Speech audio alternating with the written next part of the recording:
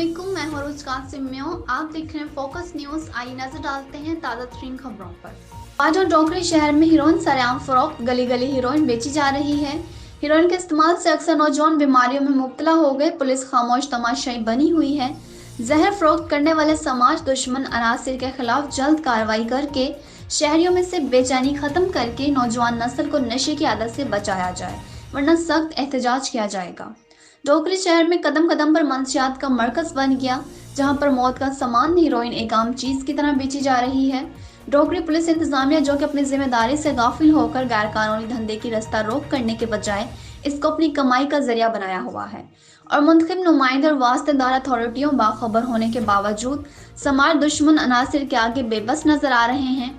शहर के मुख्तलिफ मोहल्लों में बाज़ अफराद और पुलिस एहलकारों की सरपरस्ती में हीरोइन सरेआम फरोख्त हो रही है।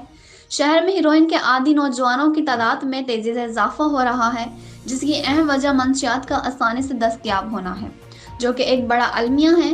जबकि अक्सर हीरोइन के आदी नौजवान सिरिंज के जरिए भी नशा करते हैं, और वो एक सिरिंज बायक वक्त कई मवाली नौजवान इस्तेमाल करते हैं, जिसके सबब वो मुख्तलिफ मौतमार और लाइलाज बीमारियां, एड्स, चमड़ी वगैरह में मुब्तला हो रहे हैं।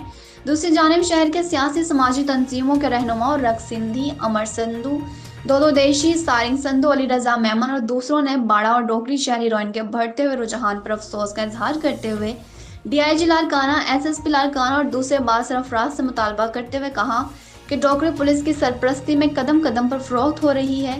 हीरोइन बिना देर बंद कराया जाए। हीरोइन का कारोबार करने वाले समाज दुश्मन अनासिर और इसमें मुलव्वस पुलिस एहलकारों के खिलाफ सख्त कानूनी कार्रवाई करके कानून के कटघरे में लाकर सख्त सजा दी जाए, ताकि नौजवान नस्ल बच सके।